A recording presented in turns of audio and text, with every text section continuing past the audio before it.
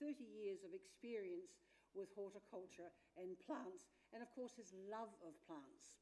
And as you probably are already aware, he developed the children's garden. He developed the new sensory garden that we have here. He was influential in the Fern Gully Boardwalk. And of course, he did the absolutely marvellous creative design of the new Arid Garden. So he's very much a treasured member of our team. And I hope you won't mind me saying this, Andrew, but we regard Andrew as our second Guilfoyle. So it's over to him, and he's now going to tell you about another very special project in the Middle East, in the Gaza Strip, and how he's been involved in the Gardens of Peace. So would you please welcome Andrew?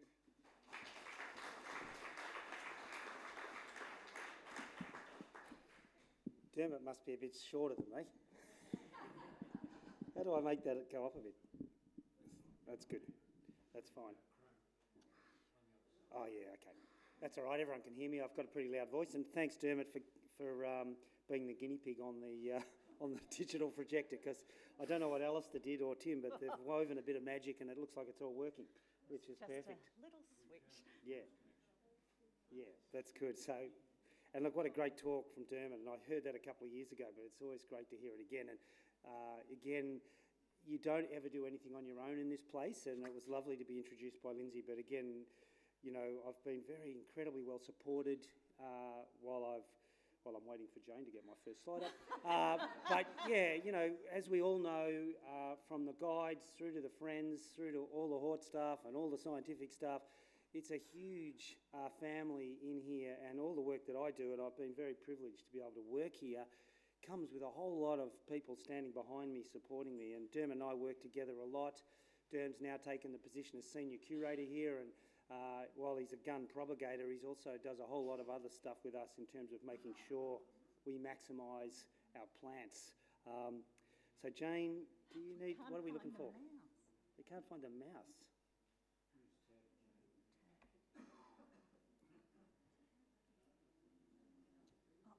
Oh, there it is. You were on the...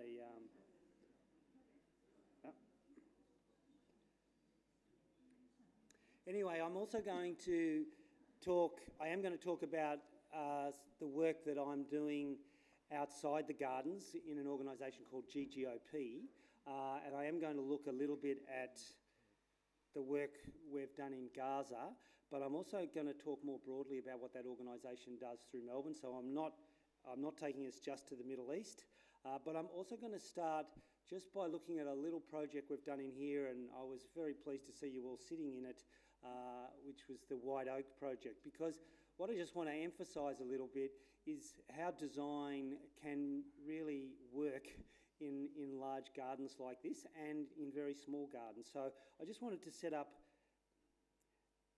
a process, go through a process that allowed the White Oak to become what it is today.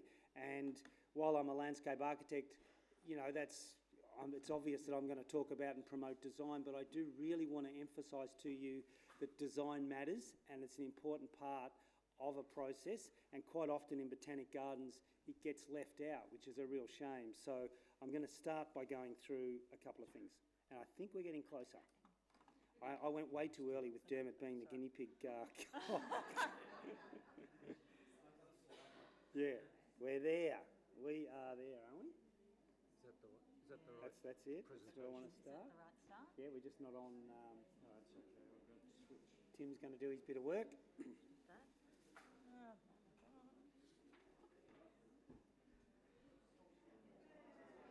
Okay.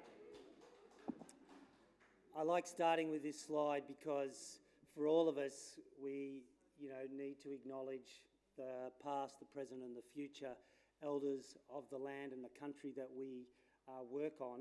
And it's the Wurundjeri people here, but also the Boonwurrung people, are the traditional owners. And one of our challenges, and this is to all of us, because we are all storytellers, but it's the deeper history of place that we need to connect with. And Botanic Gardens really, and we've been blind, and I can talk personally, really our world started in 1846 here, which is pretty terrible. There is a much deeper history that needs to be communicated, and one of the best ways, sadly, because there's very little left, one of the best ways to do that is through storytelling, and you guys are in the business of storytelling. So it's a call to all of us to acknowledge the traditional owners that still own this land and have continuously been on this land, and we all have the responsibility to acknowledge that and work with that in a shared vision approach, which is really what I love. And it's complex, but it's something that we should all be looking towards. Now, how do I move these slides, Tim? Do I just... Which one? That one. Okay, bad slide, unfortunately. But again, a call to the guides. I've worked with guides and the friends here for many, many years. And you do communicate stories of landscape, of land, and it's a wonderful opportunity. It's a role that we all play, and it's actually, you know, I was talking to Jane before, and people like Virginia, and I mean, you've been at this for 20, 30 years. It's a profession, and it should be treated very seriously. And for us, it's a very important part of what we do here. So it's important that you're updated and keep ahead of the knowledge. But it's important that you drive certain things. And in a lot of regional botanic gardens particularly, it is the guides and the friends that actually drive and have much clearer vision than some of the land managers, I'm sad to say. And a lot of that land management, we are sitting here in a very comfortable environment in the Royal Botanic Gardens, Melbourne.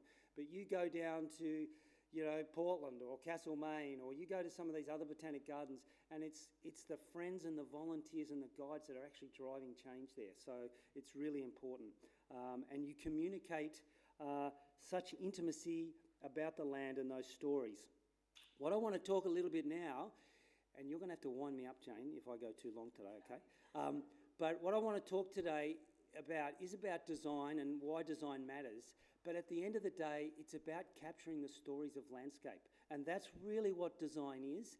And while I'm involved in the physical and manifestation of the change of the physical landscape, it's actually the stories that you're trying to capture in that physical landscape, which are then communicated by yourselves, by the Indigenous people, but also all of the people that come into that space.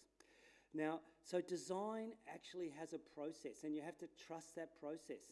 And that process starts with a deep listening. It involves all the stakeholders. It's not about getting one person to come in and design the garden, and that's the mistake a lot of people make. They hand over all of that power.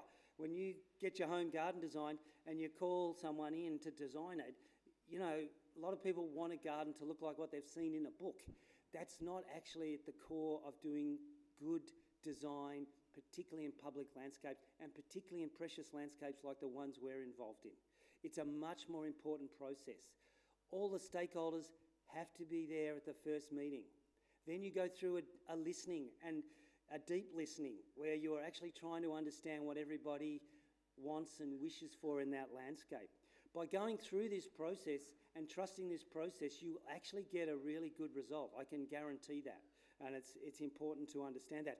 And you are not always in the position of power in a hierarchy point of view, but actually you can drive things. You can ask the questions, and you can actually, as I've pointed, in some of these regional botanic gardens, you can actually be a real pin in the side of people that are being driven either by money or by agendas that aren't appropriate for the land. And it's up to all of us to actually put our hand up for that, so it's good. We then go through this process of slowing things down a little bit, deep listening to everything, coming back with some ideas, which is the conceptual stage, getting some feedback before you actually finalise the design, and then we use it for our budgeting, we use it for our planning. Now, I know I'm always raving on about master planning. That's big picture, same process. Then we go down and we do the same process in smaller spots. So with this beautiful white oak that you see before you, what an amazing tree, 165 years old, massive. You can see the little orange fence in there? That's actually the edge of the canopy before that tree fell down. So this is work being done on it, where they put up some tree protection to do that work. It was massive. Oh. So she cracks about Boxing Day. No, she cracks before Christmas, and we put up a safety fence. By Boxing Day, she had completely laid herself bare, and she came crashing down to the ground. Very good management though. We had our safety fence up and she fell down almost within the safety fence. But it was amazing what happens when something like this occurs. Quickly get the ARB team in, get the stuff removed, get the paths cleared, occupational health and safety, make sure we pull that trigger. But what else was happening at the same time was hundreds of people were coming to visit the tree and were in awe of actually what had happened. And it's almost like when you see a whale or you see something awesome in nature, there was this really lot of energy around this tree. So we were able to actually ask the management to stop the process of cleaning up. And it actually wasn't that easy. There was a few of us within Hort that actually wanted to stop this. And to Chris Kroll's credit, he actually had to have, quite a senior meeting, and we were able to put a hold on it. But that's when we put the hold on it. So they'd already cleaned up all the vegetation. It was really at a point where we'd lost a lot of material. You lose part of the story when you're doing this too quickly, You have to slow the process down. You have to understand the process to be able to pull the trigger on the process to actually understand the deeper learning and how you want this to evolve. We got a drone image of the fallen limbs, which really allowed me to actually look at it and bring it up to scale, and that is as she had fallen. So while we'd lost a lot of the outside vegetation, we hadn't lost the story of the way the tree had fallen. And it's very simple, but I was able to just do a drawing of that, and then we were able to work out, because this tree, there was a whole lot of then conversation, which was really good. So we had everyone engaged in terms of what should happen to the tree. We were listening to all of the public who were starting to put things up on social media about how important the tree was. But there was also bits of the tree that were still alive. The trunk was still in the ground. Let's grub that as quickly as we can. But actually, there was this question, is it still a living tree? Should we let it live? But through this process, we were able to really work out that the tree had finished its life as a magnificent oak, and it was time to let go of that. But it was actually an opportunity to reconstruct it as a meeting place where it could continue to actually give its gift, tell its stories, listen to its stories. And so with that, we were able to actually sever the rest of the tree from the main branches. And we also did some work on the white oak and realised that white oak don't regrow from old stump wood. So we weren't going to, because we entertained the thought of maybe the stump we could bonsai a little bit of growth and stuff. But it became quite clear that its life had finished as a living tree.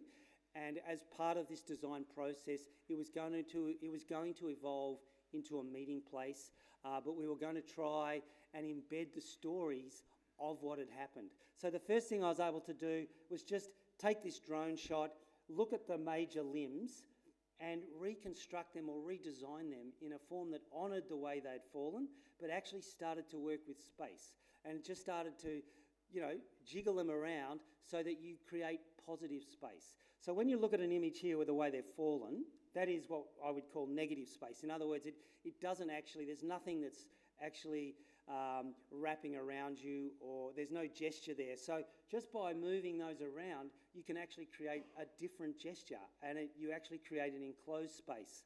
And it was quite lovely. So that is literally the only drawing that was done here, but it became a talking point for the design team, well, the working team, which basically became Claire Hart, Chris Cole, Charlie on ARB, myself, Dermot, and basically we would report back to Tim on what we were trying to achieve.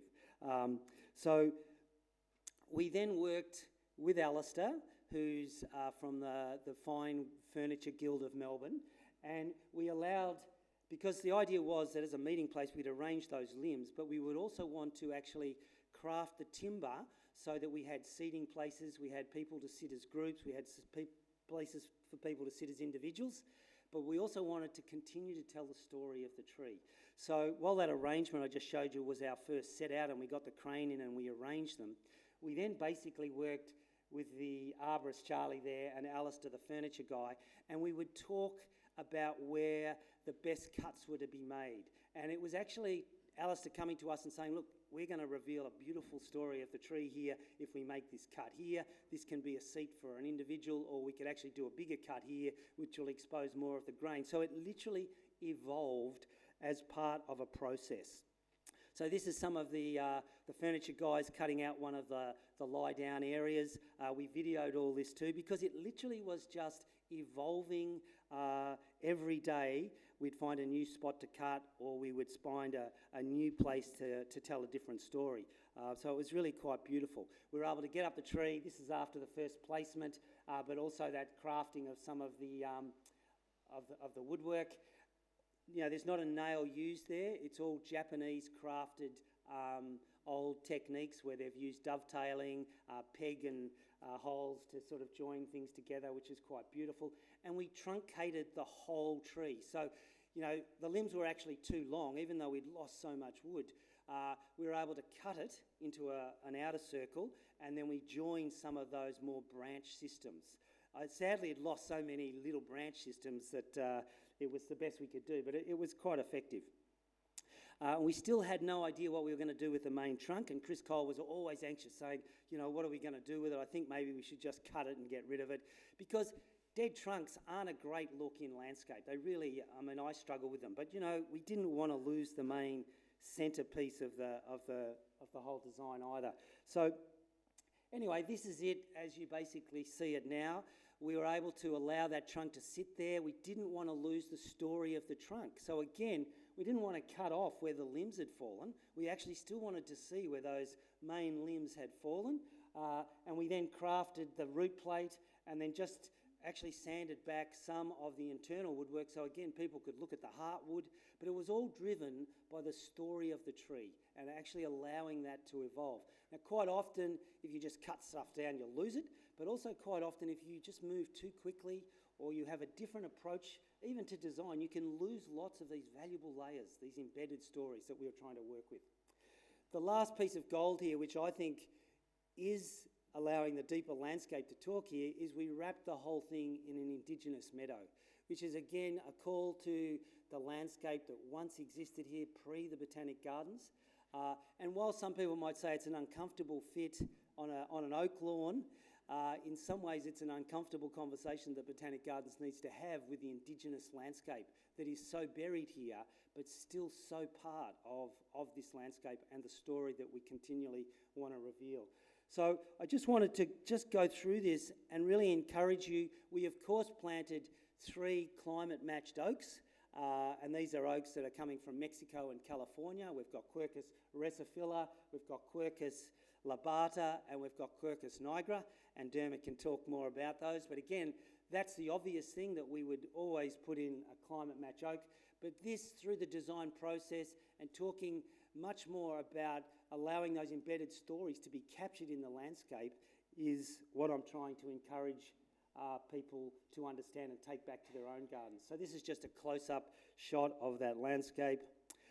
This is the last drawing that I did of the landscape, and I literally did this to work out plant numbers and just get a sense of that cloud meadow garden around it. And that's the final drone shot. Now, that was not a complicated drawing. It was literally because I had a drone image, I was able to blow that drone image up to scale and then literally worked with scale just by doing no computers involved, just hand sketching, butter paper, and then we worked on the planting pallets, again with the Hort curator and Dermot and myself coming up with plant numbers. But it's become a really lovely piece of the landscape. It wasn't part of a master plan, but the process was very much something trusted. Geez, Pam, I've got to go. And that's you guys sitting there the other day. So this is a garden that is well used. It's thrilling that the Indigenous liaison officers use it as part of their acknowledgement to country. And yeah, it's a space that's being used all the time. Heritage Victoria only given us a permit for 4 years, and that's another process that we have to go through.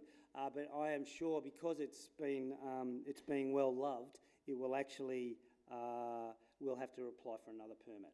But I think it'll stay. So the other thing I want to just switch over to talk a little bit now is my work with an organisation called Global Gardens of Peace. And we work with landscape, and I'm talking to the converted here, but there's a whole body of work now which is actually telling us how important and how healing it is to actually be in landscape. And we all know that experience of being in wilderness. Not everyone has the opportunity to get to wilderness, but through landscape, through gardening, we can really see an enormous amount of scientific work coming out about the being in landscape. And in fact, it's been proven now that there's phytoncides which are emitted by trees, which are actually doing us wonderful things. And in fact, people are trying to capture this so that you can put it in a bottle. But I think really it's much better if you're just out there in the landscape and getting these phytoncides through your body, because it's very healing. We are a lot less lonely and we are a lot happier if we are surrounded by landscape and gardening. I know I'm talking to the converted, but the beauty of the science is that it's an exciting time to be in this industry, because for years and years we've been flogging ourselves, and now everything's pointing to, this is where we're going to get a little bit more investment and some money. Forest therapy. The Chinese are spending $1 billion a year on building over 1,000 forest therapy centres, So they realise that humans need forest therapy. So it's not, it's important. So what Global Gardens of Peace is trying to do is we are trying to bring gardens to vulnerable communities. It's as simple as that. And it's totally a voluntary organisation, but it was started through a woman called Moira Kelly, and Moira Kelly has been bringing sick children out of Gaza for many, many years, but she's done work in Africa, she's done work all over around the world. She came out of Gaza and she was just so devastated by the lack of green space in Gaza that she came out of Gaza saying, we actually have to build a children's garden in Gaza. So she got in touch with me at the Botanic Gardens, and the Botanic Gardens now actually give me a little bit of time with my colleague Peter Symes, who's moved on, unfortunately, but they give us some time to dedicate to GGOP, and we are trying to work in a place like Gaza, which is very difficult, but we're also now realised that there's many places right here in Melbourne that need beautiful gardens. So it's really great work, and I'm really, really excited about where we're at the moment. So, I've just mentioned that, but we're basically a non-for-profit organisation, and we raise money, we design gardens, and we get gardens built, and we're doing that across Melbourne. And it's very exciting, and I'd really welcome any of you to join up and become members, and you can find us on the webpage. We're working with the United Nations in Gaza, the local municipality, Union of Health, Union of Agriculture in places like Gaza, but we're also working with the Alfred Hospital right here, the psych ward in the Alfred Hospital, where people get locked up for up to 6 months on heavy medication, and that it is appalling. It would make you cry to think about what their opportunities are to contact nature. We're working with Uralla, we're working with the Department of Human Services up in Shepparton. What's really important in the landscapes we create is that they are landscapes full of love and full of biodiversity. And it's very different to what sometimes these places have gardens, but they're institutionalised gardens as well. So they're very, very ordinary. They have no sense of someone that cares about them or loves them, and there's very little biodiversity or planting design in those gardens. So it says that we don't really care, and here you are, you're in a place which is a horrible place anyway, and we're just going to give you a garden that looks like that, or not even a garden at all. And it amazes me, but the government, the state government, is spending $90 million on wellbeing centres across this state, and not 1 cent is going into green space. Not 1 cent is going into gardens. They're spending money on lots of good machinery and lots of centres, but anyway, our process, whenever we're working in Gaza or here in Melbourne, we just use the same process. We go out, we listen to the stakeholders, we come back, we do our drawings, we go back and present that work. In Gaza, we went into kindergartens, we spoke to a whole layered working group here of women, of men, of children, and we had conference calls coming back into Melbourne just to try and understand what it was they wanted in their landscapes. This is me sitting in Gaza with an architect and a couple of town planners. The Palestinians are very well educated, and then you walk outside their doors and it's just devastation. You just cannot believe how little green space, how little infrastructure there is, and it makes you cry and realise just how privileged we are in a place like this. So this is the little garden that we're hoping to build. We've been at this since 2013. It's very complex. We'll be getting ready to go and all of a sudden there'll be a war or there'll be a lockdown and we can't do it. But I'm really excited to tell you we're fully engaged. We've planted a tree, but the garden should be built in this next 12 months, and we're actually in the tender process at the moment. So we've done all the design work, we've done all the stakeholder consultation, and we're now really just getting prices in on the work. So that's very, very exciting for us, and that will go. This is a little garden we've already built in the Alfred, and went through the same process, an amazing stakeholder meeting in the psych ward of the Alfred Hospital. Aren't allowed to show you any photos, but incredible. It was incredible. And that is their landscape, right? So that is what, there was blood on the stairs. These are people that get locked up, keyed, locked into rooms. This is their only outdoor experience. They can see some sky, but people that spend lots of money in hospitals walking past this every day, there is not, it's this plant blindness, there's not an awareness. We have to crack open these people a little bit. So we were able to go in there, we did some design work, and we've transformed these spaces into sitting places, surrounded, very difficult places to get into even, to build these gardens, but we've surrounded them with lots of subtropical vegetation, and we're actually now doing some research. These gardens are a couple of years old now. We're doing some research on the benefits of these spaces, so it's exciting work. This is an Indigenous project we're working up in Shepparton. Again, stakeholder communication, worked with the Yorta Yorta men and women of the area. And I don't know if you can just see those images down there, but again, this is for domestic violence, alcoholism, a whole range of, horrible things go on here. And that is their landscape. Now, I know there's green grass out there, but again, there is just no sense of love or energy in there. So we're going in there, we've done the design work, and we've made a call to the river that runs through Shepparton.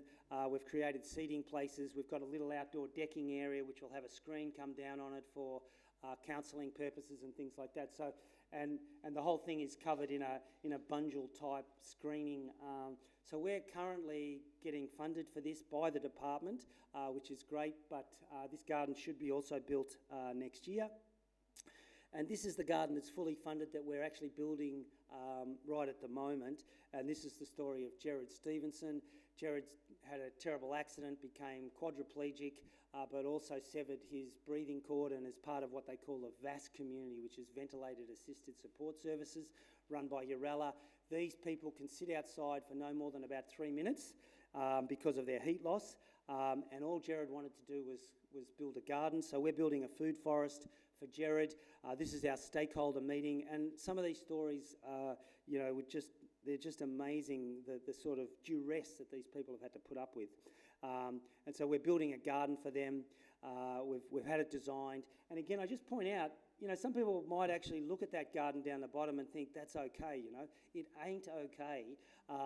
And that's a department space, and these people live here 24/7. And so we're creating, all accessible landscape. We're creating a green room in the middle of it, which actually has heaters so that they can come out, sit with their friends, families, carers in a green room being wrapped by plants that they can plug into heaters so that they can actually stay out there for prolonged periods of time. And then we've got a series of raised beds through the rest of the garden, including a pond to bring life, but we're going to grow a food forest here for them. And it was Jared, sadly Jared died just before Christmas, but we're going on his inspiration to build this little garden, and this is in Thornbury in Melbourne. So, and Urella, again, they've come full circle here where they're sort of saying, I'm not sure we want to do this, put up all the OHS issues they could in the world, and, who owns the land, it goes on and on and on. but actually they've come on board now, and we've raised $260,000 for this project, and we have got all this locked in, ready to go. So I'm very proud of our team, the GGOP team, to actually get this done. And so it's very exciting because we're working with the industry here. We're getting a lot of support through the landscape industry. We've got Warner supplying the plants. We've got Eco doing all the paving. So people have really jumped on board to help support us. And that is about it, Jane.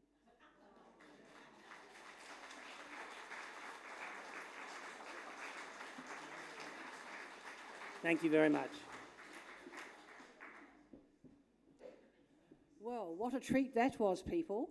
Thank you very much, Andrew. I'm just stunned by your generosity to give your creativity and your enthusiasm in plants and design to all of these so-called disadvantaged groups. So I think we are very fortunate to have you to do that for us on our behalf. So thank you very much. Show your appreciation, everybody.